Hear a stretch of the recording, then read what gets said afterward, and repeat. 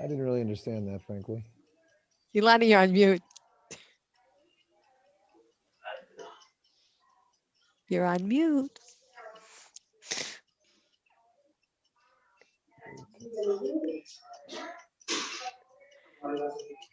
Hi, can now you hear you're me, off Deborah? mute. Now I Okay. hear you. I'm at the marina in Herzliya. Oh my goodness. That's cool. Yeah. Enjoy. I'm enjoying. I'm here at your meeting. So. It's at my meeting. It's Adam's meeting. Uh-huh. Wow. How's it been this long? I can't believe it. It's unbelievable. It's crazy. It's not absorbable. This whole year is like time is all wonky. Yeah, it's like all messed up. It seems shorter, it seems longer, more extended, less extended. It's very confusing. Very confusing. Sandy. Hi. Welcome. Wow. And Steven, how you guys?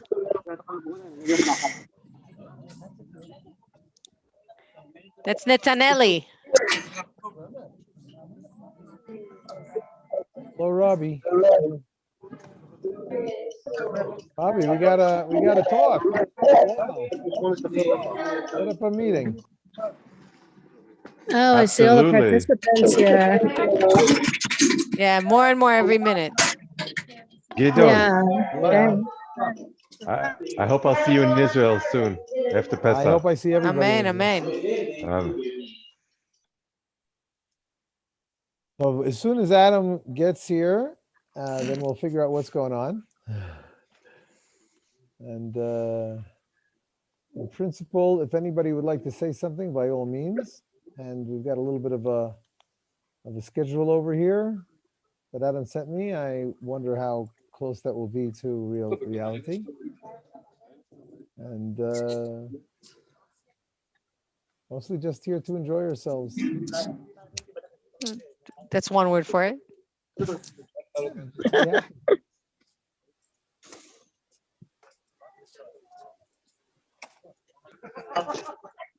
It's good to see family and friends.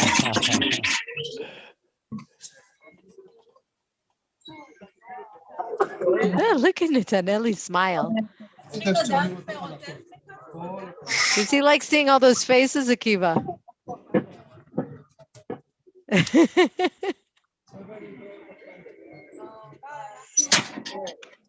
What children of our generation will think that the whole world is just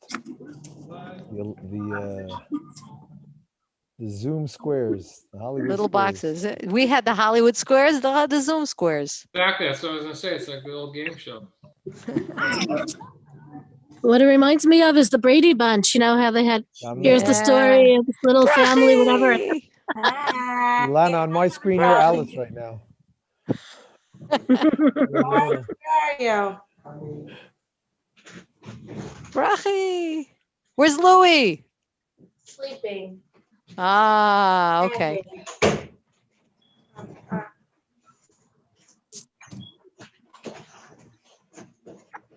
Hello. Okay. Where are my parents? Not on yet. That is what we're all wondering. That was good, Baruch. Traffic. Uncle Gidon, I like your background. So do I. That's why I have it. Oh, my background is real. Like, Gidon, I came out to the Herzliya Marina to reminisce about your mom. Okay. Yeah. What is the marina? That's just like an outdoor mall, like an outdoor upscale mall. It's outdoor mall, but this is where people park their boats. It's an actual marina for real. That's for real. People park their boats here and they take them out. Cool. Costs more to dock your boat there than it does in Monte Carlo. One of the most expensive marinas in the world. Yeah. Wow. I don't have one. I've been taken out. And I think your mom would love to be here with us. She would enjoy it.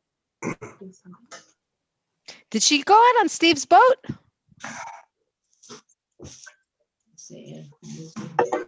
Hi, Lisa. Is that her? Lisa. Hi, Lisa. What? Is that Ezra? No, who's? Hello. Oh, it's Binyamin. So it looks like Ezra. Shalom Mati. Yo, shalom Mati. איזה כבוד. All right. So we got here. Who do we got? מי מתרגם בשבילך, מתי?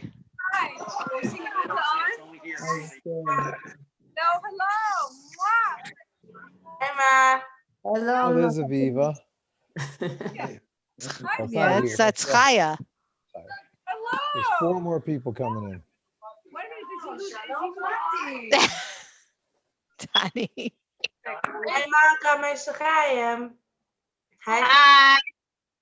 So Moshe Chaim just got a call. He wanted to join. I don't know if he's able to join. Thanks for joining. Chaya, is Adam next to you? Do you hear me, Chaya? Yeah, my mother drew a crowd. My mother always used to say, she would walk in and be empty all of a sudden. They're coming in the back door. And that's exactly what happened. Hello. Hello, everyone. Shalom, shalom. So nice to see you. Rosh Hashem. No, that's Elon.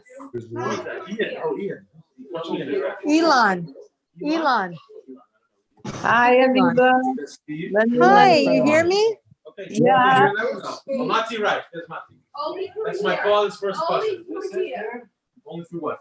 Through here they can see you. So say hello. מתי ומירי. I can hear you from there. Not from back. יהודה. They don't see me. They're only Not busy, but not that organized. Sorry. We're trying. Here, guys, come here for a second. For Say hi coming. to everyone. I'm gonna bring you a table out here. Hi, Don't worry. Alicia. Todd, can you bring a little card table outside? Hi. You have enough chairs? Let me get you a Say chair. hi, everyone. Adam, Hi. are you ready? The little card table for Farley. You can sit at the table. Adam, it's already 7:10. I'd like to get started. Hi, Hi, everyone. Hi, girlies. So nice to see you. Wait, Nice where'd to my see all of picture you. go? Who turned off my video? Sorry, thank you for coming.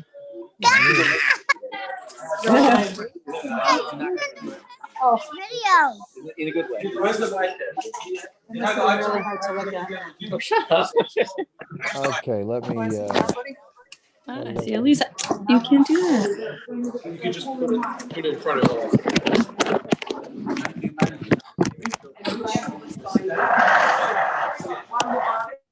Okay, hello everybody. This is Gidon, and in a few moments, Adam will make himself known that he will be able to get started.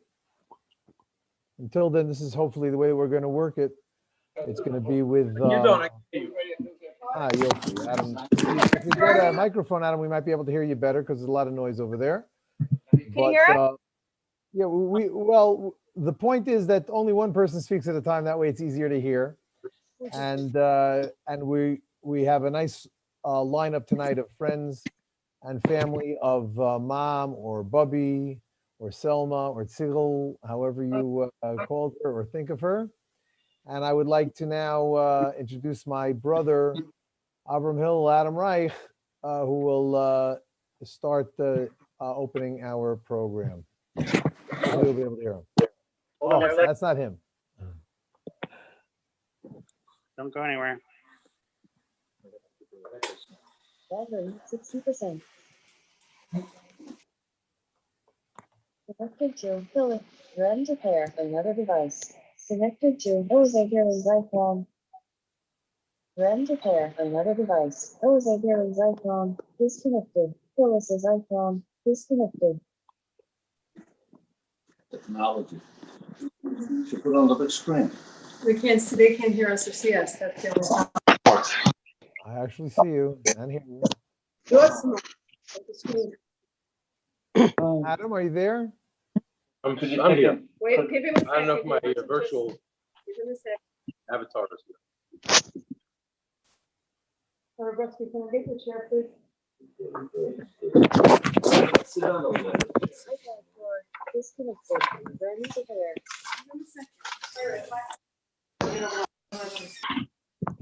Thank you, Laura. Just in time.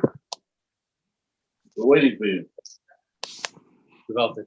Orange. Great. Ben, if you're trying to talk to us, we can't hear you. You are muted. Do you hear me? No. Who are you? Adam? Yeah. Do you Yeah, see go ahead. Adam? See me and hear me? Does he see you? Yeah, the speaker. No. Okay, fine. I know in this age of the pandemic, it makes it not so easy to come to such a thing. And I really appreciate everybody coming. And get started. The first year outside of my mother. Her name?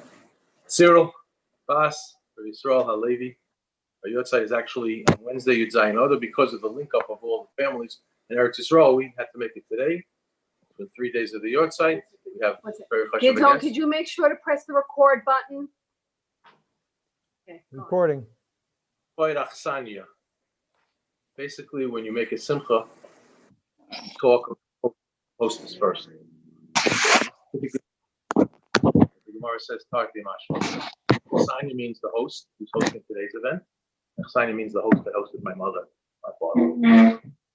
That'll be Yomen, Eva, of course, the children who gave up their place in the house night after night, who worked with my mother night after night. Superhuman. There's also an unsung hero, my wife, Kaya, who I can't tell you how many times allowed me to go down for weeks at a time to be with my mother and my father for weeks at a time. That's something that you don't find in this generation. On a drop of a hat, many times she really needed to be there. I was here, including, but I'm thankful that to see it. And a word says in this week's Parsha, actually, Amalek, it says Kiyad al Keska, which case I understand comes from the same shorish, the same root as Achsania. And a Kisei has 4 legs. We have 4 children. My mother had 4 children, and we all worked. And we all did our part. I don't know if Steve is on yet. So let's get started. And we'll make the Siyum. The Siyum is... Hello? Can you hear me? I hear you. I hear you. Hello? It's Steve. Oh, Steve. I'm here. Hello, Steve. Hello? Yeah, I hear you. Yeah, we see you, Steve. Thank you. Okay, don't know how good the connection is. I'm not on Wi-Fi here. Your connection is much better than Adam's. Okay, good. Thanks. Just two short stories to understand the significance of my brother and I learning the Masechta, which we learn every day. And we already could have been Messiah in the next Masechta, which is Pesachim, because it has 2 parts to Pesachim. Okay, my mother really, this is called cosmic payback, because my mother sacrificed her entire life for her children to go to yeshiva. They didn't take a vacation till I was 15 years old, and they went to Eretz Yisrael. They had to come up with the tuition. My parents did not have money. Every year, my mother went to cry by the director to let us into yeshiva. Because of that, she's Zohar, at least Baruch Hashem, she gets the Milchamta Shel Torah, right? Let's finish it. Those who listen to me and my brother learn, we know that it's a war. In this, we really fight out. Today wasn't so fighting out. Then we get to the Siyum. The end of Erevin, which, by the way, means sweetness and also means together, and it means a combination of different people. And as I get older, I see the combination of all the different Jews is what makes the world sweet. So that's why Hashem made the same word for sweetness and combination, Erevin, mixture, the same. Gets right to the point. The last Mishnah in Erevin, we'll just go to the Gemara. The Gemara talks, we'll talk the Mishnah that you're allowed to go in. We'll say the Mishnah made it by heart. No, the Mishnah says, Erevin, by the way, is about Eruvin. Now, my brother had one question, the whole Masech that almost nobody talks about and nobody answers. If the whole Masech is about making an Erev, there isn't one word, one line in the whole Gemara about making an Erev that we make. No string, no nothing, no halacha, not in the whole thing. The answer is right now is that you really don't know what life is about. The Masechta of Erevin is teaching us that we'll know. I said to my brother, he kept on asking, when's the Erevin coming? No Erevin, no Erevin. I said, just like life, you're going to know after 120 years what life is all about. You're going to know Erevin is. That's what Hashem is trying to tell us. The last Mishnah tells us also non sequiturs. It tells us that it tells us two halachas. Rav Shimon Omer, Rav Shimon Bar Yochai, those that go to Lag BaOmer. Every time it's in the Gemara, Rav Shimon is Rav Shimon Bar Yochai. Makom she'tiru lach chachamim mishalcha, nasnu lecha, shelo yitir lecha ela mishum shvus. It's two statements. Right? The first statement is that in the base of Mikdash, shvus is mutter, and Cham only gave me shvus. But shalcha, it says in Yiddish, was the tit, it tit vazich. What you're doing for yourself. Anything you do, you think you're helping somebody else, you're doing it for yourself. When my mother sent us to Yeshiva, she was actually doing it to help herself and everybody. Whatever you think you're doing for somebody else, you're really doing for yourself. And that's B'derech Remes. Every Mishnah can be learned in many different ways. The next piece over here, let's go to the Gemara. I'm sorry, let's go to the Gemara. We'll make it fast. Let's go to the Gemara. The Gemara says, Heicha Kai, Hasam Kai. Over here, it says in Tanakama, like I said, in the base of Mikdash, they had musical instruments. The story of a chassid that goes to the base of Mikdash, he has a dream, and he goes to the base of Mikdash on Shabbos, and they're playing music, and they're fire all over. He goes, Shabbos, Shabbos, Shabbos. But that's what it was like in the base of Mikdash. They play music, they go to stuff, and they had to do the violins and everything. So yeah, if it breaks, you can only tie it in a certain way, like a knot with a bow. Because it's not really mechuyev. If you make an aniv, if you make a bow, we know if you tie a bow, it's not a permanent knot. Next thing, Shorlei Rabbanan Kshira. That's the Dechiyav Chatas LaShorlei Rabbanan. That's the whole thing. Hadron Allah, you ready? Hadron Allah Chamoitzi Tefillin. That's the last parak. The Sleep Alei Masachas Aaron. Okay, now we're going to see all the children of Rav Papa. Hadron Allah Masachas Aaron and Hadron Chalan. Daitan Allah Masachas Aaron and Daitan Chalan. Litznashim Minach Masachas Aaron and Litznashim Minon. Rav Amma Dem Lo Muhammad the Asi. We should never forget it. Another pshat in Hadron, it should be around us. It should surround us wherever we go. Hadron. It should surround us. Hadron means we should have. It should be beauty. The Masechta that we're going.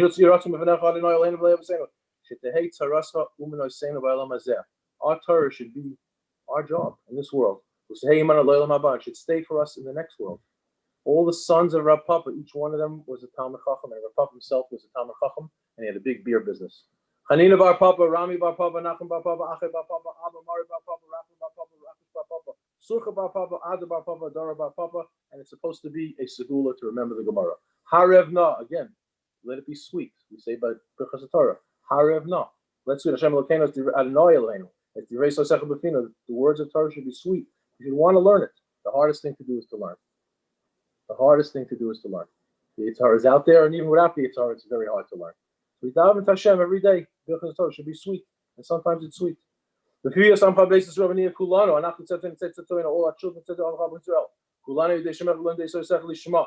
The Oivais, mainly Sosech Kilolam He leaves some Chokecha Laman Lo Evosh. Lolam Lashkach V'Gedech Yivanchi Soni.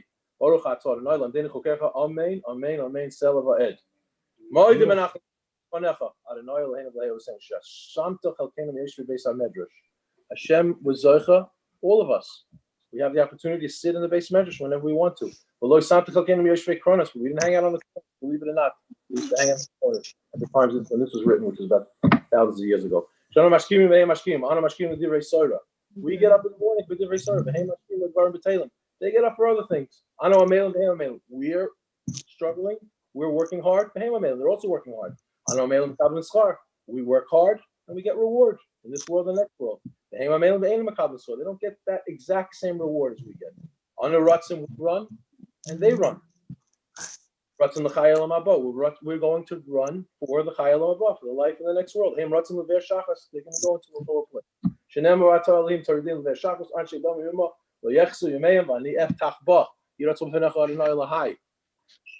This is the tefillah that we should start another Masech. Just like Hashem, you helped us learn Maseches Erevin, which is probably considered one of the hardest Masechtas in whole of Shas. Erevin, Nida, and Yavamas. Ani. Kain Tazreni should help me lahastil Masechtas V'Sfarim Acherim V'Sayimam. To finish them what you started. Lil Modalame, to teach, to learn. Lishmor, to observe. Velasois, to do the mitzvahs. Whatever we learn, we try to keep. Now we beautiful tefillah. The schus of the Tanaim, the ones who actually wrote the Gemara, the Mishnah, Namoraim, the ones who discussed the Gemara. They have schus for Talmidei Chachamim, and all the Talmidei Chachamim from then till now. Yamod Li Uzari should stand by me. Someone once told me, my friend David Goritz, who says Gabriel, Paul, Rafal, and Uriel. Those are the malachim that stand. Mimini, Michael, Misvali, Gabriel. If you add them together, every time you learn, it's Gemara. Whenever you learn Gemara, you have the malachim right next to you. And here we daven that this Tanaim are going to be right next to us. Our children, Shalosamish HaTorah. Now we daven for our children also at this time. Zari for my children also. Zera Zari, my grandchildren. Adoilam forever. And this works. I was discussing with my aunt how we have great grandparents that never got up from the sefer. On both sides of the family. My father's side, they used to put their feet into ice buckets so they could stay up all night. From my grandmother's side, from my mother's side, they just worked. They just learned all day and all night. Again, I'm sorry. This is Kayim B. Is halechacha tanche oisach. We're talking about the Torah. Tishma alecha akitzoyse hidasichecha. It should always be our discussion. Hiviyir v'yomecha v'yasifu l'chashnos chaim orich ramim b'mina v'smol oish v'kov adonai ois. Now we're going to say Kaddish. Iskadal, Iskadash,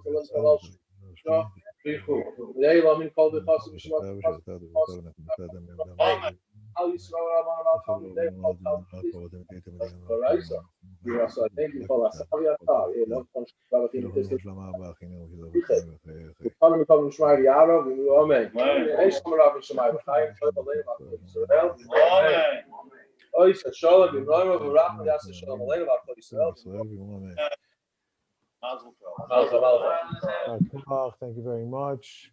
Without any further ado, Erevin, we'll just go to the program and then we'll get into it. Without any further ado, there's been someone that's been with us, with our family, with my sister, my mother, my father, since the first moment that we got involved with the community here, has been basically our guardian angel from the first moment that we moved here and all the times that I came here and my father, whatever. And I just found the remez that Erevin, if you want to get to a sweet life, it's Al Yadei Rav. Ayin Yud Reish Beis. So Rabbi Ravovsky has volunteered, has offered to speak, and we're very proud that he's here. Thank you so much.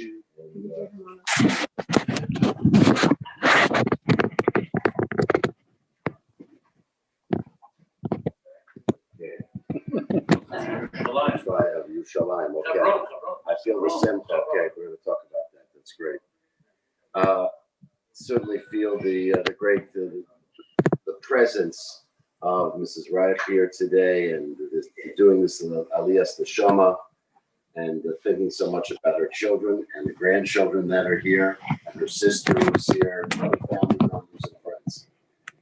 So there are no coincidences. So no coincidences. This week's parsha is Kisisa. So in Kisisa we have the Egel Azov. And the Egel Azov, the golden calf, was a tremendous downfall for Klal Yisrael. So much so that Moshe Rabbeinu takes those luchos that he accepted on Har Sinai for all of us, the holiest, most precious thing, and he smashes and destroys them. And Hashem agreed with that decision. And we will get luchos later, but a different set, under different circumstances. What prompted Moshe to do that? What prompted Moshe to smash those luchos? So if you look in the Seforno, you see something that's amazing. Seforno says, HaKadosh Baruch Hu, Hashem told Moshe on Har Sinai already that the people are worshiping this calf. They're doing something with this calf. Let's call it some degree some way, shape, or form, an idol. Incredible. Weeks after Kabbalah Satorah, after acceptance of the Torah, Moshe Rabbeinu comes down, and the Sefornu says he sees the people worshiping the idol in some way again, and that alone is not what prompts the destruction of the Luchos. What prompted the destruction of the Luchos, if you look in the Sefornu, you will see the words. He says, when he saw the merriment, when he saw the dancing, when he saw the energy, when he saw the enthusiasm with which they were doing it, then there's no turning back. And then he smashed the Luchos. So it's not always what you do, but sometimes it's the way you do it. It defines it. And so I say to you, if that is the significance of doing an Avera, of acting in a treacherous manner to Hashem, that when a person does that with enthusiasm, they make it so much more egregious and would warrant the destruction of the Luchos, then how much more so that is true on the other hand, when a person does a mitzvah with enthusiasm, when a person does a mitzvah with passion, with love, with exuberance. You see the power of exuberance in the negative side, then how much more so on the positive side. And when I think about Mrs. Reich, I definitely think about passion. I think about exuberance. I think about a love of life. I think about a tremendous love of Judaism and of Torah-centered Judaism and the pride that she had in her family, the pride that she continues, no doubt, to have from on high in her children, her grandchildren, in the generations, and the reality of all that you are doing and the promise for the future, which is so wonderful and so great. And I just come here today as really a great friend and as a shliach of the community, a community that has been so impacted by her children and grandchildren and extended family, and impacted very much by the things that you do and by the way that you do them. Hashem should give you koach and great health and all the wherewithal to just be able to continue to do those good things with that sense of love and enthusiasm, and that will continue to inspire all of us for Torah, Avoda, Milas Chesed, and a tremendous Milas L'Shalom. Amen. Amen.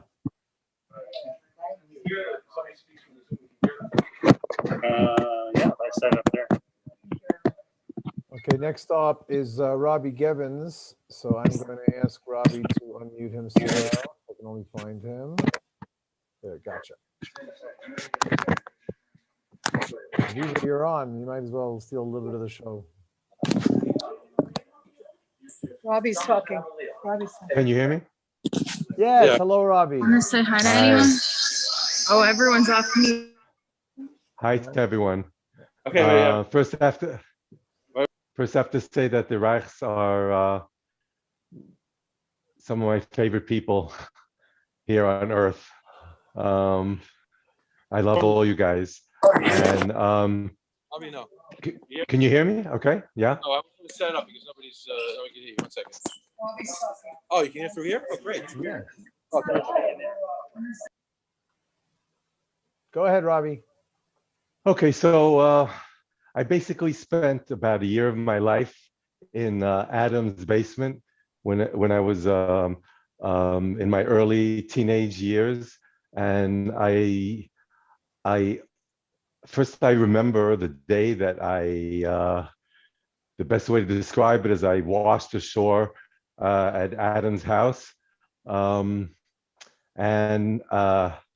I remember we went downstairs. His mother was calling him upstairs and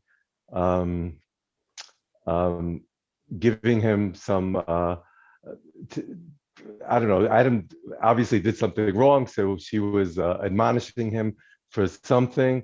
And Adam says, "Come upstairs, meet my mother." And I'm going, "Whoa, like right now?" right now in the middle of like a rant, and but I came upstairs. I trusted Adam. I came upstairs, and your mom took one look at me, and she switched gears in like 1 second, and she just welcomed me so warmly, and she forgot about Adam, whatever he was, whatever he did, and she just said, "Welcome. This is my kitchen. This is my refrigerator. You could take whatever you want from it, whenever you want. Don't call me Mrs. Reich. Call me Selma." And for that whole year, I got to say, we were maybe a little bit out of control. There was certainly a lot of loud music coming from down there. There was never a harsh word for me. She was always welcomed me with a warm smile, and sometimes a cup of tea, and some advice. And it was just very, very, for me at that time in my life, I needed somewhere to hide out, and this was a safe place for me, and she made me feel so safe. And I know that it affected the rest of my life, and so did my relationship with Adam, and it just shows that we're friends until now. And she was very, very special to me. That's thank you. Just wanted to share that with you guys. Thank you very much, Robbie. The next on the schedule is Sheppy. Let me see if I can find him and click. But Sheppy, you should be able to unmute yourself without me asking you to unmute with a click. So hopefully Sheppy will be ready to unmute, and then Steve, you're after Sheppy. Hello. So be ready for that. Here's Sheppy. Hi. Hello. Sorry, I'm still learning Zoom. Aren't we all? Yes, but I wanted to add my comments. I'm lucky enough to go right after Robbie.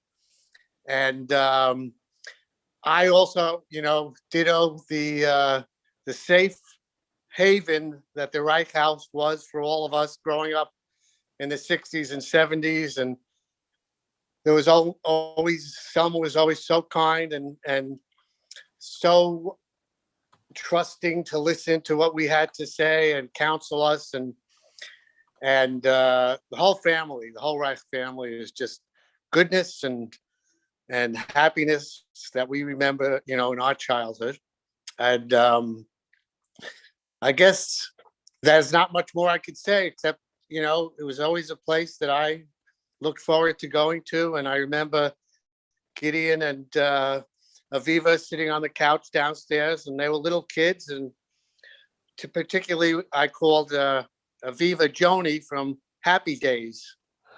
So it was truly happy days back then. And I wish you all the best and the whole family, lots of nachas and great things in the future. Thank you very much. And Steve, are you nearby? Could you unmute yourself?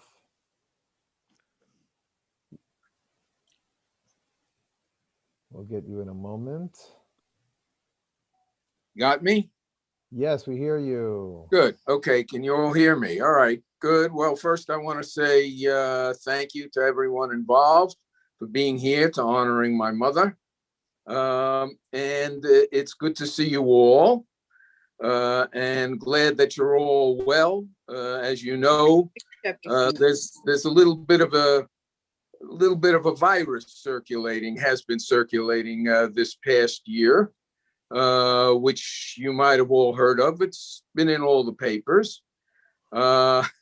Fortunately, most of us here have already gotten our vaccines, and we feel very grateful, very fortunate. So, let me say that it's good to see everyone and to see everyone healthy. And also, by the miracles of electricity, which we have come to find out recently is not always there. we're all able to be together across the continents. So I reflect also on that, on the miracles of modern science here as well, and the availability of electricity to enable us to be together, to share in these times and in these events in our family. It shows you how we are all still interconnected, both for bad with the COVID and also for good with being able to share mitzvahs. So it's good to reflect on how interconnected we remain and will remain. So it's good to see you all celebrating the life of my mother, of our mother. She would be thrilled to see you all. She might have a little difficulty also zooming in. This might be new to her, but still the faces and the voices is what she most connected with. So I would only again say thank you. Good to see you all. Stay well, stay interconnected, and stay safe. I'll stay on this call as long as I can, but I'm at my father-in-law's house and may need to be moving on soon. So again, just stay well. Good to see you all. Steve, before you disconnect, I have a question. I just can't believe I just thought of it now. You're the eldest brother of the four of us, and you're, I believe, about either 9 or 11 years or so older than Adam, and Adam's 5 years older than me, and Aviva's 5 years older, a couple of years younger than me. So what was it like growing up just with you and Mom? Tell us one story that you can remember from your childhood before Adam took over the spotlight. Well, of course, you're going back 60 years or so. I would say, though, that it was more than just about Mom. It would have been about Mom and Grandma and Grandpa. That was to the pod, to use the contemporary term. We lived in an apartment in Grandma and Grandpa's building. Okay, I can also remember, and probably Phyllis is on this call here, right? Yes. Good. She will probably also remember that for a short period, we even lived, or I remember I lived in the small apartment behind the paint store, which Grandma and Grandpa had. And then later on, we lived in apartments above the paint store. So it was very much not just about Mom. It was about Mom and Grandma and Grandpa. But, in a sense, before there was a pod, there was a shtetl. That might have been the more appropriate term in those days. So, and the mishpucha. And so we all lived in a pod, in a mishpucha, within a shtetl, okay, Grandma and Grandpa's friends, and some of Mom's friends. And that's what it was like. Mom worked, as we all did. And we shared a life together. And it was good. And it was good. Of course, we didn't have iPhones. So but you had iPods. Pods all the time.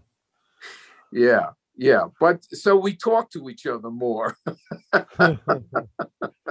Okay, does that kind of answer your question? I mean, kind of. Yeah. Thank you very much, Okay. Steve. We'll move over now to this side of the pond. Mom's friend and my friend Ilana Harwitz, originally Ilana Goldstein. She's been a friend of the family since a long time ago. Of course, not 60 years, but getting there. So are you on, Ilana? Yeah, I'm here. Can you hear me? We hear you and see you. Yeah, I'm unmuted. Can you hear me? Yes, yes, yes, yes, yes, yes, yes. Okay, well, I grew up in Queens and I don't remember life without Mrs. Reich. Um, she was such a close friend of my parents, of our whole family. And when I was very young, maybe in first or second grade, every morning I would walk from my house to Gidon and Aviva's house, which was down the block. And they would be getting ready because I was waiting to get a ride to school with Gidon and Aviva, who were both a little older than me. And it would be crazy there. I mean, just the whole morning rush, you know, with the kids. Like I got myself ready. I went there.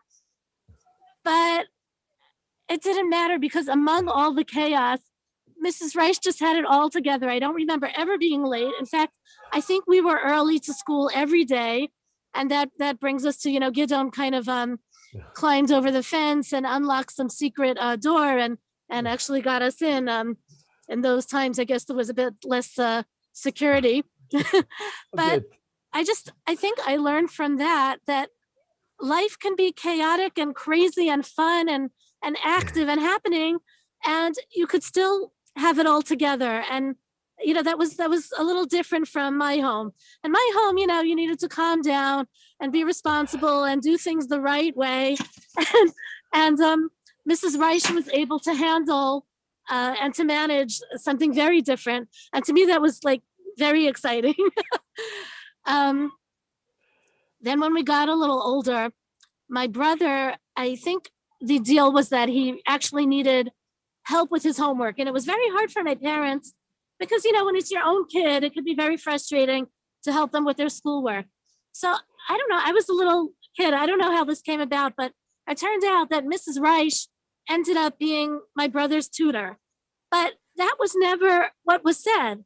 It was just that my brother and Mrs. Reich kind of had a date every week and or twice a week. And he went over and they would have snacks and they would watch TV and then they would do some schoolwork. But I think I figured out at some point that this wasn't, you know, just about like fun night, you know, there was a purpose to that. So then Mrs. Reich, I think, said to herself or said to my parents that she feels bad for Ilana, for me, that I'm left out. Now, I wasn't involved in this tutoring deal, but Mrs. Reich actually invited me, just me, to go with her to the movies. And she took me, I was about 9 or 10 years old. And she took me out and spent hours with me and just the two of us. And we went to a movie and I felt so valued and so grown up because we didn't go to a kid's movie. We went to see On Golden Pond with the Fondas and Katharine Hepburn. I think I was 10. And to this day, when I think about it, I feel so valued. And I was really treated like a friend by this amazing lady, this woman that I really looked up to and admired. And then when we moved to Israel, it was during the Gulf War. And I don't know why Mrs. Reich visited just then, but she was brave. You know, she came, she visited. And there was, excuse me, there was a siren. And we had to go into the safe room. And my husband and I, we were young. We had a baby or two babies. We were panicked. And we ran in there and we were saying, where are the gas masks? And what do we have to do? We have to close the door. How long has it been? How many seconds have gone by? And then all of a sudden we're like, oh my God, where's Mrs. Reich? Because she was in our house. She was in our apartment visiting. And then, you know, we kind of like turned around and there in the corner of the room, completely calm, is Mrs. Reich, you know, with her mask on. She's like all prepared, all together. She's got it all together. We're freaking out. And that of course was, you know, that model that we should, you know, be settled and be okay. And we were. And then I'm here at the marina with a mall in Herzliya in Israel. It's beautiful. It's near our city of Ra'anana. It's a beautiful day out. And my daughter Chevy, who just got married a few months ago, has a memory that she said she would like to share. So here's Chevy. Hi. So when I was about 10 or 11, Mrs. Reich came to us for Shabbos. And we were all like sitting doing nail polish, me and my mother and my sister. And I remember like as a kid, she looked at me like 9 years old because she had white hair. And she was sitting with us doing nail polish. And I'm like, wow, like that's so cool that she's like elderly, and she still has that young spirit inside her. And like I still remember it, and it was very like a dugma for me. An example. It was really an example for me how like to save that spirit. And yeah. Her youthful Yeah. spirit. Yeah. Yeah. Because that was when my son had a bar mitzvah, and Mrs. Reich was with us for the bar mitzvah Shabbat, and we all did our nails together at the table before, and it was really fun. She had like the pink nail polish. Right. Oh, she put on me the nail polish. She was the one doing our nails. We did her nails, she did our nails, Yeah. and then she told us about a hairstyle called a pompadour that she used to wear as a teenager. And my kids thought she was just the coolest woman. Yeah. As my Yeah. mother would say, So- the cat's meow. Yep. And that's how I remember her, just all those memories. You know, she wasn't someone that I ever had to look after or take care of. To me, she was really a role model of a woman who just enjoyed life to the fullest. I remember at a Seder that my parents made, Mrs. Reich, you know, that lived down the block, and for some reason she was at our Seder that year. And at the end, she had just such intention, and she lifted the cup of wine and she said, Lishana Haba'a B'Yerushalayim. And it was like 2 a.m, and she was just so enthusiastic. That's how I remember her, just so full of life. Yeah. Ilana, it doesn't look like your brother Michael is here. We invited him. I don't think he got a chance to do it, but I sent him a message. I don't know what his schedule is there in New York. Maybe he'll come on later. We'll obviously take him on if you'd like to say something. But I'd like you to mention. I'd like you to mention your father of blessed memory, who passed away this year. Yes, Who was, yes, who was it's, possibly Mrs. Reich's best friend. It certainly seemed that way to me for a good number of years, or maybe vice versa. So if you- I imagine remember. we don't know what goes on up there in heaven and in the next world, but I imagine the reunion that they might have had, you know. So yeah, so we'll remember Erwin Goldstein, also of blessed memory. Hold on one second. My brother might can't hear me. Hold on one second. Excuse me. Hello. You want to talk instead of me? Okay, you want to talk now? Okay, I'll so unmute yourself and talk. Okay, so Adam wants to talk now as well. So I will hopefully we'll wait for Adam to unmute himself, and maybe he'll be near a phone or something like that. Thank you very much, Ilana. I'm going to mute you now. And we will wait until Adam shows up. See if he's here somewhere.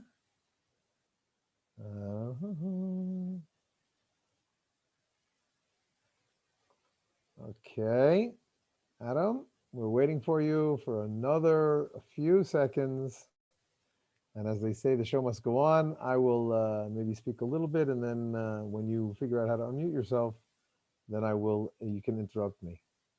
Okay, so I'd like to, first of all, I have a few things that I'd like to do, and I'll try to do them all quickly. I thought of... Hey, here I am. I just want to fill in the little spaces about the story about how my mother... Can you hear me? Yeah, we hear you. I'm sure you can hear me. Let's hope. How my mother, blessed memory, happened to visit during both Gulf Wars, I believe. And with the second Gulf War that she was referring to, she... I don't think you They can hear. They can hear. It's I delayed. see it. The second Gulf War she was referring to, I was sitting... It's delayed. I was sitting in my office, and I think Aviva or Steve called me and said, Mom wants to go to Israel in the middle of the Gulf War, and you have to take care of it. She's getting on in years. She's not going to go to Israel during the Gulf War if we can do anything about it. So please call her. I guess I was the one that had influence on her. I don't know if I did or I didn't. Probably not. I called her up. And she got on the phone, and she knew what was going on.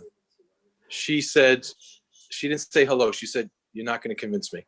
Not zero. That's what she got on the phone. I said, "Convince what?" I played dumb. I said, "Mom, convince of what? I'm just calling to see how you are." Silence. She said, I said, Ma, let's call a spade. Are you going to Israel now? You're going in the middle of the Gulf War? They're not even letting planes, the gas masks and the war, and the sealed rooms and the scuds. And I said, Mom, how can you go? I mean, you have a family. How can you go? She said, Adam, you're asking me the wrong question. Don't ask me how I can go. Just ask me how I can stay here. When my people, she loved Israel. She loved Israel very much. And your children were there. The children are in Israel. She went to visit in the middle. She actually rented an apartment. One Gulf War, she didn't have a place to stay because Gideon was single. So she rented an apartment in Jerusalem. And next Gulf War, Gideon was married already, I think. So she stayed by Gideon. That's when she visited Ilana. There's a lot of stories to tell, but that's just one of them. Well, I don't really remember that there were 2 Gulf Wars. It's one long Gulf War around here. Adam, you asked me the wrong question. But that's definitely true. When Mom came, I'm gonna mute you again, Adam, if I can find which one to mute.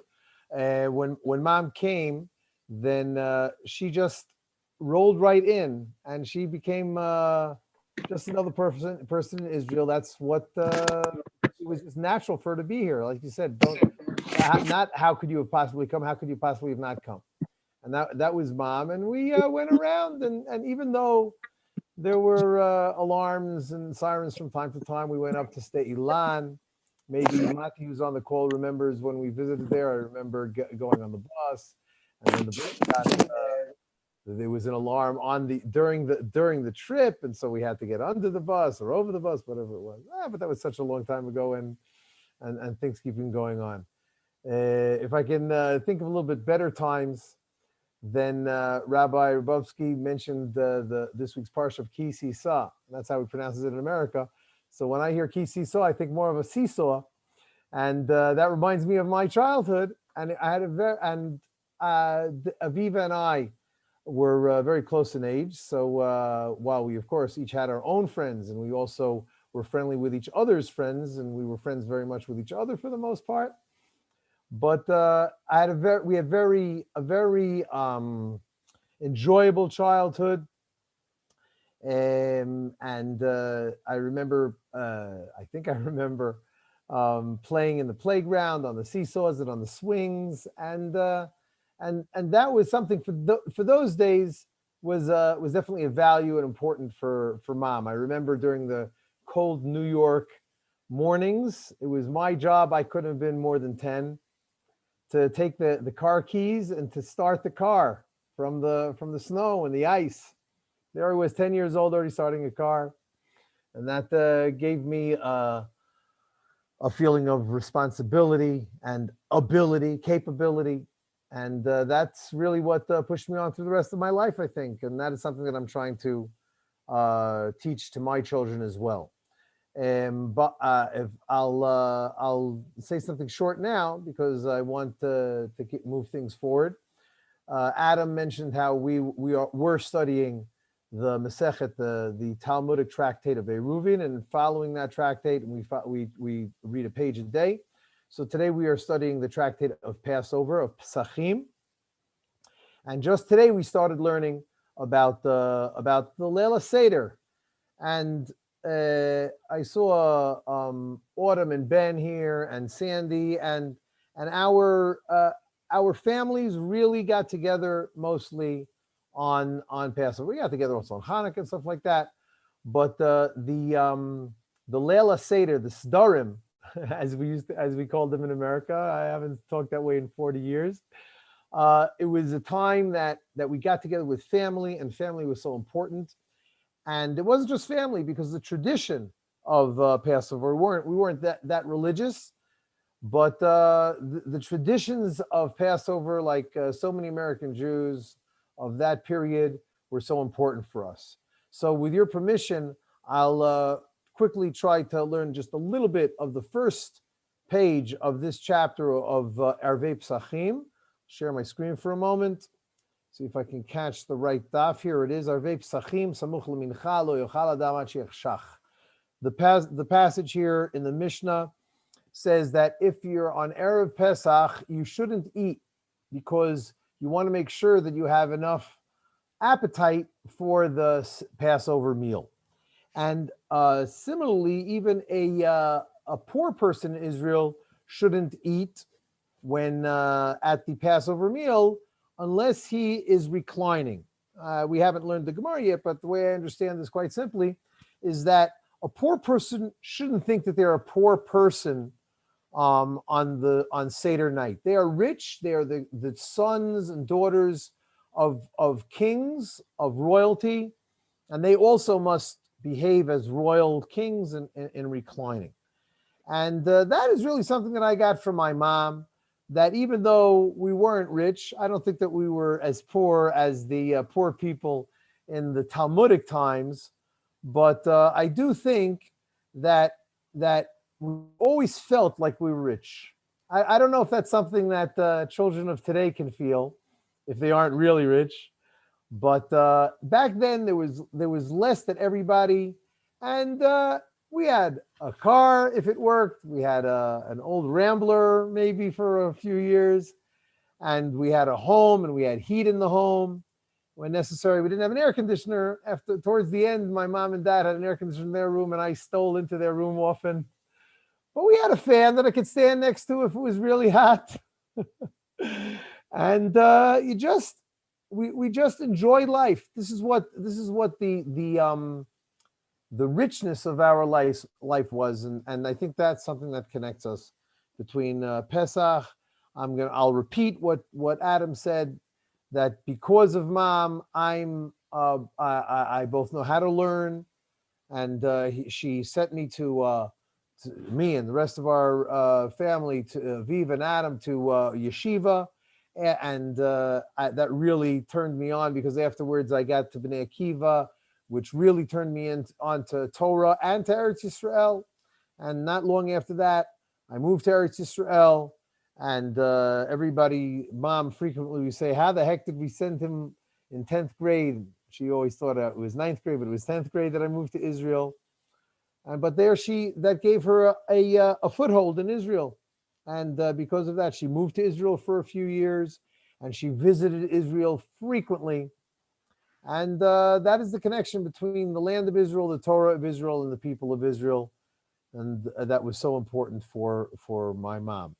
And we will now move on. I don't know if Michael Horowitz is in yet. If he comes in, I'll let him in for sure, and you can certainly send me a message.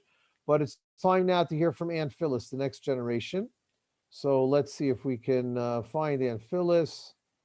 1 second, Jonathan. And let's see if we've got Phyllis over here.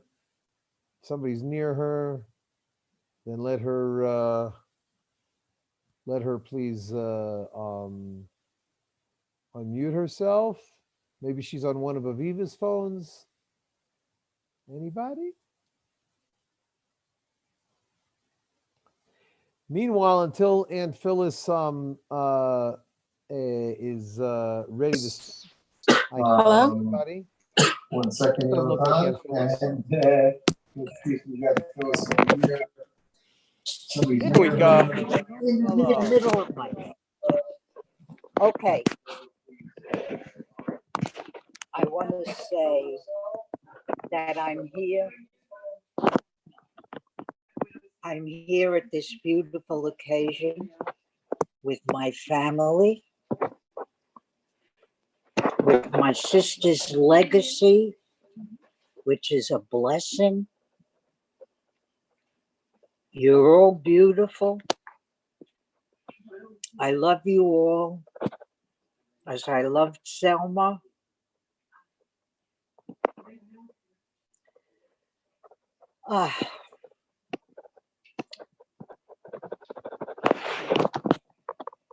Shalom. Thank you very, very much, Aunt Phyllis. And I heard that until we move forward to, we already have somebody coming up next. I'll try to ad-lib until Chaya figures out how to unmute, unless she's on the same phone that Aunt Phyllis just was. Chaya, are you ready? Are you there? Who? Chaya Reich. Hi, right. Mom's first Okay, go. child-in-law.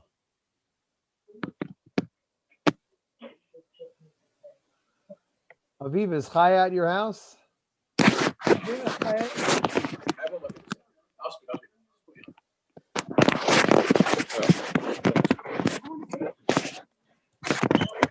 I hide my pimples.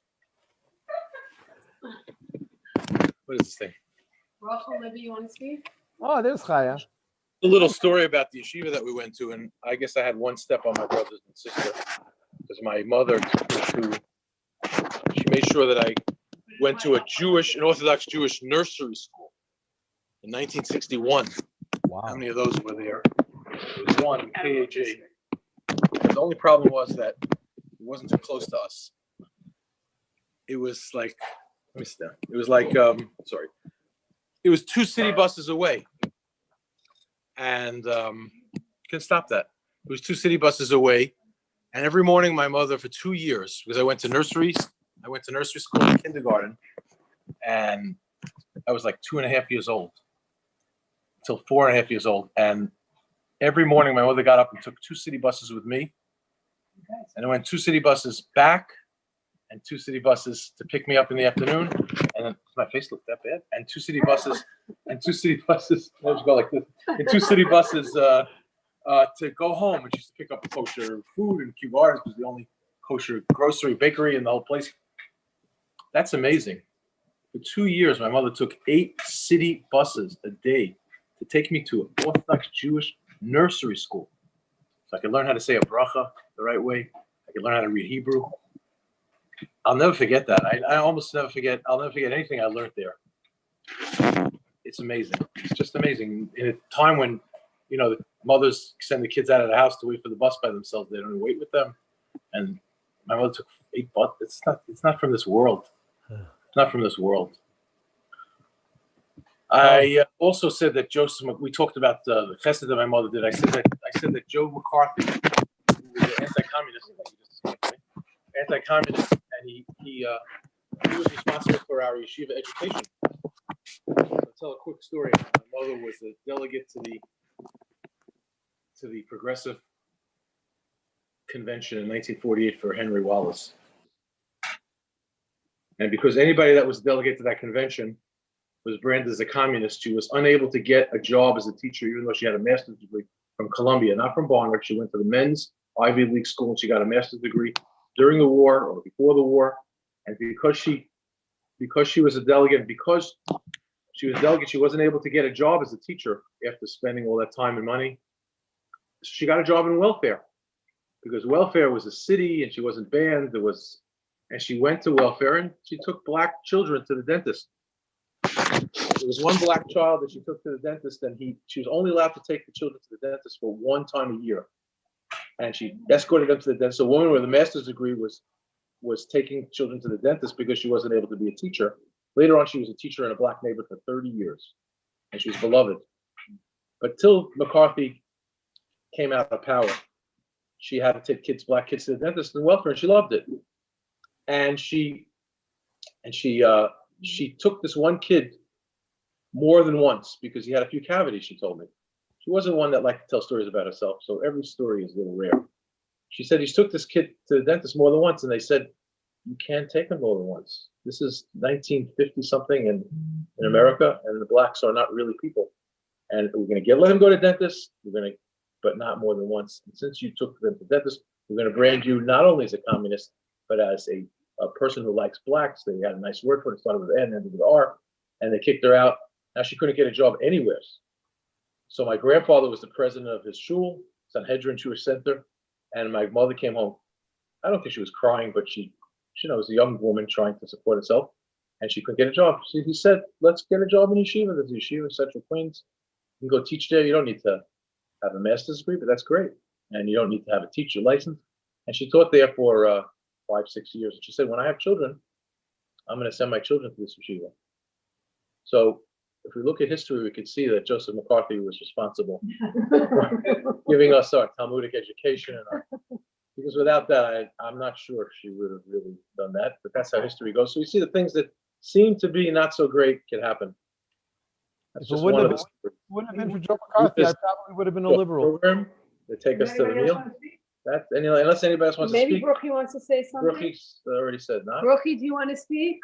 Any of the grandchildren? Brookie or you? Yeah. Don't worry about it, everybody. I got my hand on the finger on the pulse here. No, Okay, Anyone? later. We have Michael. We have Michael Goldstein who came in. Michael, if you can unmute yourself, because we'd love to hear your story. Also, you're coming to us also from New York. I was just happy post Shushan Purim, aka International Jewish Hangover Day, International Jewish Hangover Weekend. I hope everyone's recovering nicely. Here in the States, not so much. But I was just telling my sister, I still hear Selma. You know, like there are times where, you know, I'll be in a place and I'm thinking to myself, not just, you know, what my parents would think or say, but definitely what Mrs. Reich would say. And it's unbelievable. Only my sister and I can identify like this. And it's because we grew up in a certain neighborhood. It's because we grew up around certain people that we have a certain perspective that no one else does. And in my opinion, the best perspective, you know, around. And it's a crazy world today. And I know that my parents and Selma are looking down and saying, I can't believe our children have to deal with everything that's going on today. But I think they're helping us from up there. I really do. Toda rabah. My daughter Ellie would like to say something. Ellie, if you could unmute yourself.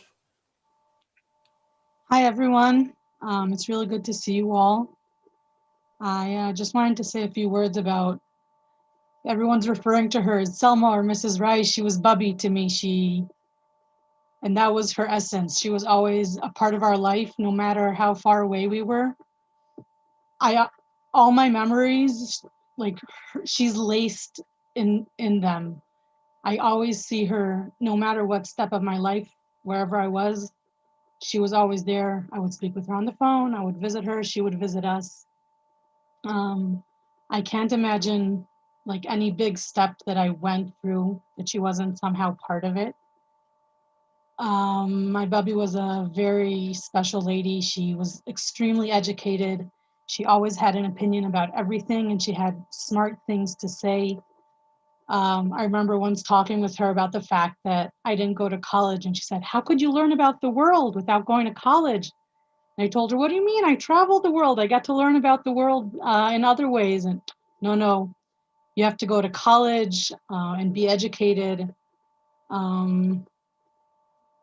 I still find myself planning trips to the US when it'll be a possibility. And I don't think I've acknowledged the fact that I won't be able to see her when I fly in. I miss her very much. And I appreciate all your stories about her. It really makes her alive. And thank you. Toda rabah, Eli. If there are any other grandchildren that would like to speak, then we certainly want to hear from them, as well as anybody else. If you want, Yes, we want. There's a we want.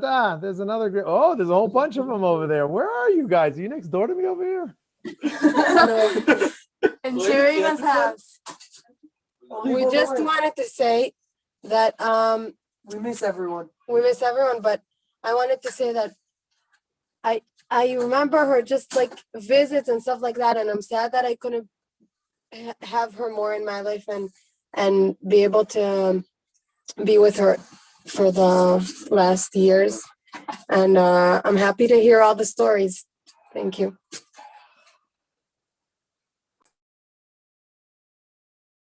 Toda rabah. Chaim C., you want to add something from Rabbeinu, maybe?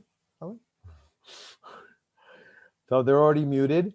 If anybody, before we get to Aviva, Achrona Chaviva, if anybody else wants to say something now, then please unmute yourself. I see that Deborah is ready.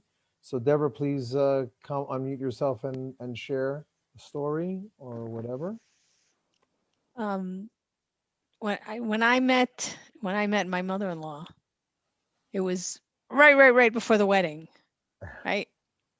And normally the week before the wedding, the bride and groom don't see each other, but everybody arrived. Nobody arrived more than a week before the wedding.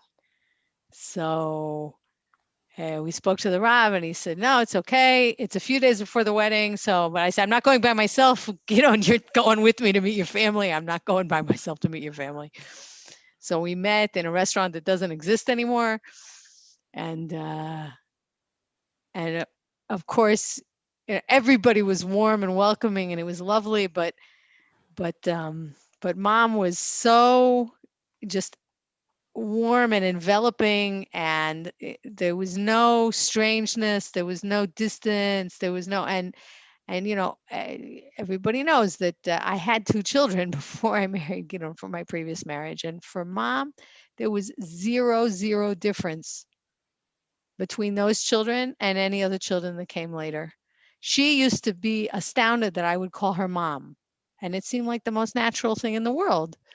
But that's because for her, it was the most natural thing in the world. She was mom, she was Bubby, she was there. She was a presence, and she was a part, and she made us a part, and right away, immediately. And if she thought that it was extraordinary that I called her mom, I don't think she had any clue how extraordinary it was the way she took in my children and made them her grandchildren without any hesitation, without any difference, without any they were her grandchildren. That was it. And that's something that I'll always be profoundly grateful for. And the last time I saw Mom was a little over 2 years ago, and I was really hoping to come back and see her again. I really regret that I didn't come more. And like Ellie said, it's very hard because of the distance and this whole weird year that's gone by. It's very hard for me to really internalize and accept that when we finally can come, that she's not going to be there. That's all. Thank you. Toda, she won't be there, but she is here in our hearts. My cousin Sandy is also here and asked to speak. Sandy, can you unmute yourself so that we can hear you and see you and say hello? Do you hear me? Adam asked me to retell us something that I said to him about families, and it was more of a turbulent time in your household, and things were falling apart a little bit, and my parents were really not, they were not the drivers, they were just passengers on your train, and they didn't know it was going to be with the family because you were going. Someone was going to Israel, someone was going somewhere else, and everything was just kind of falling apart. And my parents are very concerned that Aunt Selma, my Aunt Selma, your mother would, keep you apart from us, And to her credit, she made sure that we all stayed in touch. There was no bitterness like that. There was just it was just a stage in your family's history, and we were able to stay together. And that's, to me, the gift. I hope it's a gift to you. Also, another thing happened when your mother was sitting Shiva by herself, and my mother, again, she was not sure that if she paid a Shiva call, your mother would be welcoming. I don't know what was happening then, but we walked in the door, just my mother and I. I picked my mother up from the office in the Lafrac building, and your mother was living in Queens in an apartment.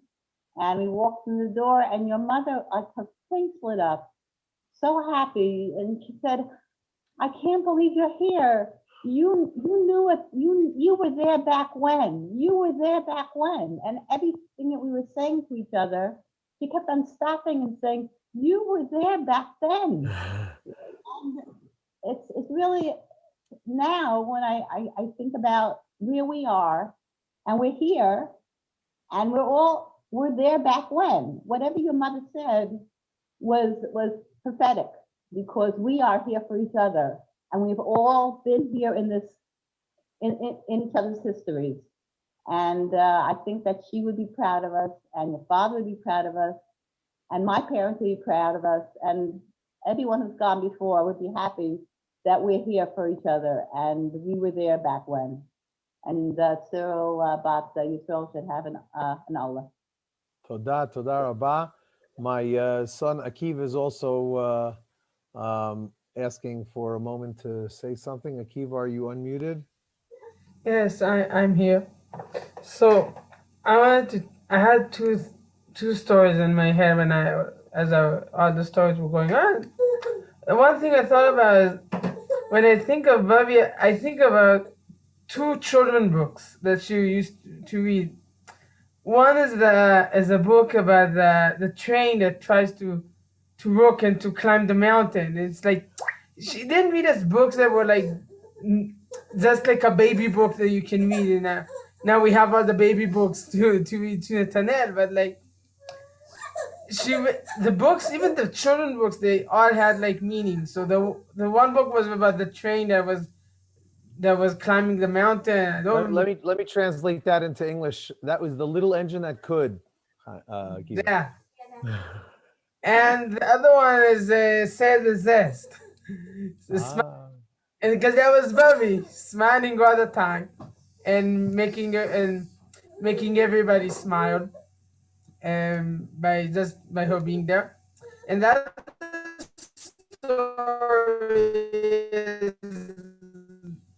the year of my bar mitzvah. So the few months before the bar mitzvah, I was home. I wasn't at school. I don't remember how much time before the bar mitzvah she came, but because I wasn't at school, and it was like I remember it's like a wonderful time. I would go with her, like spend so much time with her, and went with her to the grocery shop, and also in the house and doing stuff, and it was great. It gave me also stuff to do. I think it was that year, a year before, something was. It was. I remember it was a time that I was like at home, and it was just. And she gave me always. She gave me like a shape and what to do, and not like I wasn't like wasting my time. And she like Mama taught me like stuff to like just how to be and to be a good guy and to do and to have like a order in my day and not to like waste the day to do stuff all the time. It was great. Very nice. Does anybody else want to speak? Did I miss somebody? I'm afraid so. Okay, there's Brachi. Hi, everybody. How are you? It's good to see everybody. I loved hearing everything that everybody shared because it couldn't be more true about Bobby. I loved seeing Bobby when I would come visit her, when she would come visit us. I didn't live with her, but I still felt like she was very part of my life. Whenever we did see each other or we spoke on the phone, she had a good way of like catching up with me, and I feel like everybody, like she would always show like so much interest in like my life and everyone else. She would always ask me like very pointed questions. I'm like, how do you remember? Like she would ask me about my dating life when I was dating, how college was going when I was in college. Like she always remembered. She was very connected to our lives, even if she wasn't with us in my day-to-day life. And I just always felt that strong connection with her. And every time I saw her, I felt like we were just like picking up from the last time I was with her. You know, like she was really part of our life. And I miss her. I do. It's not the same. But I loved hearing everything from everybody, and I love you all. And that's that.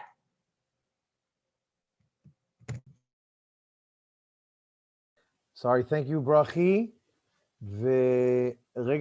A moment before we hear from Yehuda and Aviva and anybody else that might at the last minute pop up, אנחנו נאמר רק שלום למתי ויהודה רייך משדה אילן. יהודה עכשיו בניר גלים, אם אני לא טועה, אבל האבא שלו עוד בשדה אילן. מתי, אתה שומע אותנו? אמא שלי מאוד אהבה את שדה אילן, אתה זוכר? כל פעם, גם אני כמובן, כל פעם היינו עולים לשם, כל פעם שהייתה באה, והיינו עושים אפילו שבת, והבית שלך היה הבית שלנו. זוכר. תודה רבה. יהודה, would you get started? Aviva, you keep your engines revved. All right, everybody. Thank you so much for all the beautiful words and stories. And it was especially nice to hear some of the stories of you growing up and being able to try to imagine life in such a different time, and how Bubby lived through and made such an impact on everybody in while going through what was not the most easy time herself. And I think that's really the biggest message and the most important thing that I'm gathering from Bubby's life is really just, you know, look at this gathering that we're having here, how so many people get together and can say what a positive impact Bubby made on their life. And I think that's really the memory that she left us with is really to be a positive influence and to be a positive effect on others. And that's what we should all strive for, is in her memory to try to help others and to be a positive assistant, you know, reach out when we see that somebody needs help, you know, just to seamlessly step up and just naturally lift them up. And I think it's obvious that that's what Bubby spent, you know, her life doing, and you can see the impact that she's made on us over here. Toda Rabah, thank you very, very much. And we are ready now to hear from Aviva. Aviva, I muted you before you were ready, and now I also don't see you because, oh, there you come. So just unmute yourself. Tell everybody else to quiet. And we will hear you, Aviva, as soon as she's ready. Aviva.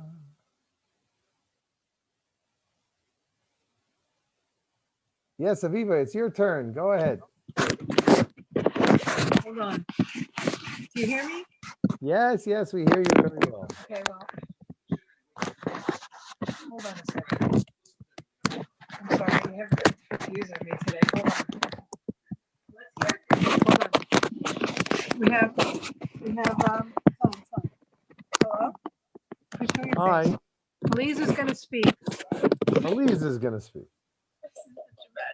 All right, so go to the table. I just want to say that it's very hard for me to speak. But can you stop? But I miss Bubby every day, and I loved her very much. And I think about her every day. And your stories are really nice. And thank you all for coming. Good job, Elisa. Okay.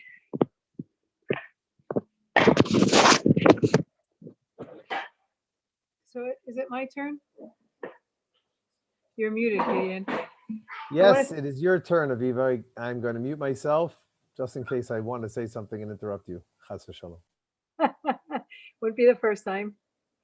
Well, it's important to note that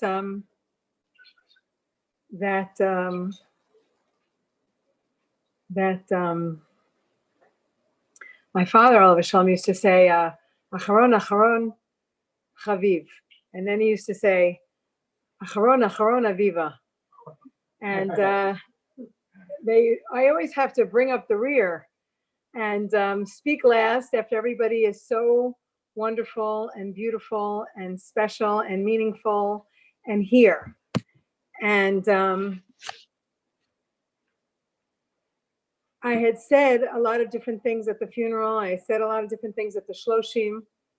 The funeral, we talked about how important our family all was. And at the Shloshim, I talked about how my mother would always show up. And I was thinking a little bit, I was lucky enough to, we miss all our family very much and our friends. And I remember things that throughout all these people speaking, I guess I've been around a long time, longer than I care to admit, because I still do feel like a Joni in Happy Days, but I remember Robbie, and I remember Sheppy, and I remember Sandy, and I remember Ellie, and I remember Deborah, and Benny, and Autumn, and Aunt Phyllis. We were there when, like Sandy said, and I remember so much. And we were talking about how in this week's Parsha, Moshe wasn't mentioned in this week's Parsha. I don't really understand the connection, but we also discussed that around Purim time was the date that Moshe Rabbeinu was born and that Moshe Rabbeinu passed away. And then all of a sudden we don't hear about Moshe at all. And I was thinking about it, and of course my brother and my husband and everyone else is much more learned and much more intelligent when it comes to these things. But I think that the importance of knowing that Moshe Rabbeinu, who was one of the most beloved people in our Torah, and certainly to Hashem, didn't really mention it. He was born and died on the same day. So to me, that says, you know, my mother used to sing, "It's not where you start, it's where you finish." And in between, when my mother was born and my mother passed away, the most important thing is not really marking that she was born and that she passed away, because Hashem created us to be born and then to come back to him. And it's really what we do in between that marks the life of a person. And I think that my mother had so many stories, and we could go on forever and ever. And I'm very grateful that you stayed with all your patience and your kindness and your love for us, and shared memories that I remembered and that I might not have remembered. But the point of the story is that my mother created a life for herself, for her family, for her children, her grandchildren, her friends. And with each moment of her life, from the time she was born to the time she left this world, and we believe she's in a better place, she was here. She was here. She was present. She connected with us. She loved us. She made sure we knew that. My mother, nobody would ever describe her as an easygoing personality. There are a lot of stories that maybe I'm like, what? That was our mother? But one thing I knew for sure is that her love for us was unconditional. And she showed up for us, and she cared for us, and she loved us unconditionally. And she had love to spare. So when you're hearing stories about the friends and the other friends, she cared so much. You know, Ilana and Michael and Erwin and Carol and Robbie and Sheppy, and she cared so much. She cared. She gave her opinion, and trust me, she gave her opinion. She gave her opinion to Benny, and she gave her opinion to Brachi, and she gave her opinion to everyone that wanted to hear it and didn't want to hear it. And that wasn't because she was so interested in being right as much as she believed wholeheartedly that what she was saying was going to demonstrate the love that she felt for us. And if we were able to just sit quietly and listen, and really, she used to say, how come you're not listening to me?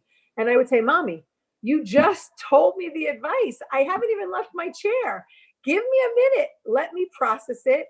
And for sure, I'm going to listen to you. There's no other choice. I don't have a choice but to listen to you. And I believe you when you tell me what to do, because along with unconditional love, ultimately comes trust. And when you trust someone so much, even when they drive you crazy, and when you trust someone so much that you can listen to them and believe in what they're saying and trust them and love them and know unequivocally, no matter what she says and how she says it, it's really for our best. That is the bracha. And that is the life between the life that when you're born and when you pass on to the next world, that is what impacts us. And that will continue to impact our children, Be'ezrat Hashem, and our grandchildren, and her great-grandchildren, and all the love that she has given us for so many years. And I miss her, really miss her every day. But I see all your faces. I'm so grateful you're in our lives. It's okay. These are actually tears of joy and gratitude, not only tears of sadness, because nobody gets out of here alive, as Jim Morrison said. So we're here and we're together, and that's what's so important. And I miss you all so much, and you're so important to us. And I know that my mother and my father and all our relatives that are up there are so incredibly happy to see us together. And if there's one thing that I want to remind us, more than anything else in the world, it is so important for us to be together. I'm so grateful that my brother and my sister-in-law are here and my nieces are here in person. It meant the world to us. It was important to them to be here. I'm so grateful that my other nieces and nephews and uncles and cousins are here on this just ridiculous Zoom, but I have to have gratitude for it. It's so ridiculous. I mean, it's ridiculous, but we're together and we're happy and we get to see each other and we get to laugh. And being raised by my parents was a long, strange trip, but we made it here. And they obviously must have done something right, because I couldn't be prouder of the people that we have become. I couldn't be prouder of the fact that my aunt is here and I love her so much. And I said that Hashem sends the refuah before the makkah. Having my aunt here, and I thank her children for allowing me to have her here, is the refuah for me, because I get to be with her and she gets to be with me and my family. And it's a continuum of everything that is good and I hold dear. So I love you all. I sincerely, sincerely love you all. You know, our houses are always open for all of you. You are our lives. You are our life's blood. You are our connection to the today and to the tomorrow. And Mommy, I know you're proud of us. I know you're here with us. And thank you for everything that you've done for us to bring us to this day. Shechianu v'kimanu v'yigianu b'zman hazeh. Amen. Toda rabba, Aviva. Toda rabba, everybody. Let's give a quick call out to Aviva and Akiva and Autumn and Aviva again. And a third time Aviva. And Brachi and Ben and Devra and Ilana and Ellie and Lenny. Mati and Marl, where'd she go? Melanie. And Michael, Robbie, Sandy, Sheppy, Yehuda, the two Yehuda Reichs are next to each other, and Sarah Beth. Thank you, everybody, which was here. The program is also being broadcast live on YouTube, and anybody who wants to watch it again, then or share it with somebody, then just send me an email or go look for it on my YouTube channel, Gidon Ariel Yahrzeit Seuda. I don't know how many Gidon Ariel Yahrzeit Seudas there are on YouTube, so you should be able to find it. And thank you all very much. Have the people to the west have the rest of your day, may it be good, and the people here in Israel get a good night's sleep. Please, all of you, unmute yourselves so that we can all say goodbye and leave the room. Bye. Bye, everyone. See you Love you so soon. much. Bye, everyone. Thank you, everyone. Bye. Bye, Bella. Thanks, Gidon. Thanks, everybody. Amen. Love you. Gidon, what a great job. Mati, תודה, תודה רבה. תודה, יהודה. יהודה ומלאני. כל טוב, ויהיה לכם פסח כשר ושמח. אמן. מתי, אתה נראה כל כך כמו סבא שלי, אני רואה את הפרצוף שלך ואני רק רואה את סבא שלי בעיניים, זה מדהים. זה ממש... כפיים תראי מישהו אחר. חכי עוד כמה שנים, אני אהיה אותו דבר, אני כבר... גדעון, אתה כבר נראה אותו הדבר. אבא, אתה נראה כמו סבא, אבל מתי נראה הרבה יותר, אין מה להגיד. That's why I shaved my mustache. You won't mix me up with my own grandfather. I wanted to ask Melanie Tarlo. Tarlo was my grandmother's maiden name. Yes, we're related. So that was my Aunt Sarah. Right. Oh Melanie, where are you? I don't know if I'm very technically challenged, and no, I think we hear you when we see you. Oh my God! Even with my crazy man. Yes. Okay. But where yeah, are you, Melanie?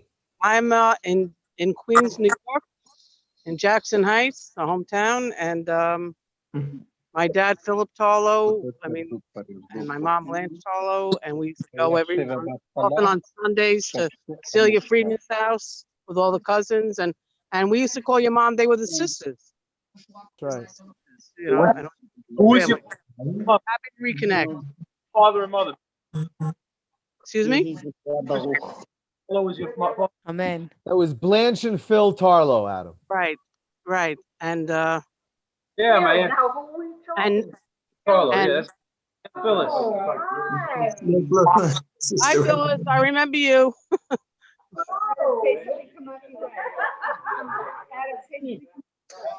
So I remember all the little ones. I remember Steve and his motorcycle.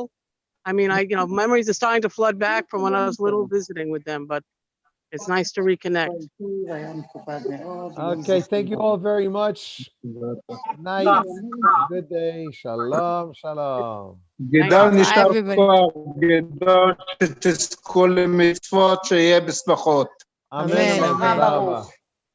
מתי זה עומדת פה על ידי של Adam, you're breaking up. הבת של שלמה אנשלוביץ'. אה, Put down your mask a second so we can שלום, see you and שלום. say your name. שלמה אנשלוביץ'. Okay, what's your first name? שלמה. You don't know how שלום, much שלום. out of dad's relatives, which one did we have the most, the only connection with? Shlomo Angelovich. Right, remember?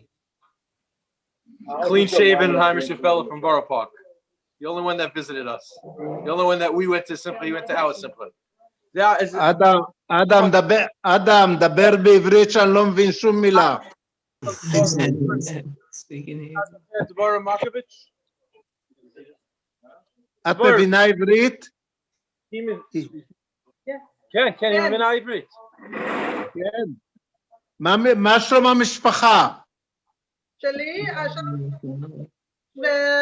השם שלי עכשיו וואקס, אבל זה אנשלוביץ', שלמה אנשלוביץ', אני הבת של שלמה. כן, אני יודע. זוכר אותו. לא, זה לא אנשי. ביום הראשון של פסח, 5 שנים כבר, זיכרונו לברכה. זה הגיל עושה את שלו כבר. גם כן כבר לא היה, הוא לא היה צעיר. One week from turning 80. Actually, I'm so bad at Hebrew. שבוע אחד מלהיות 80, בגיל 80. הוא נפטר שבוע מעל 80, יפה. כן. אני מבין, את לא באה לבקר בארץ. לא, זה היה קשה בשבילו, מאוד קשה. אולי 20 שנה זה היה מאוד קשה בשבילו לנסוע. וחיים אנוש היה הדוד שלי. אני יודע, בירושלים. כן. Yes, that's right. That's right. אבא שלי גם היה בצבא, אני לא יודעת מה קצין גם כן. אבא שלך בגיל צעיר עזב את הארץ. כן, כן. הוא בא לארצות הברית ב-1961, אני חושבת. כן. כן, אני זוכר, הוא עזב את הארץ מוקדם. הוא מאוד אהב את המשפחה, מאוד מאוד רצה קשר עם כולם. אני מצטערת שהעברית שלי לא כל כך טוב. בסדר. אני מצטער שהאנגלית שלי בכלל לא טוב.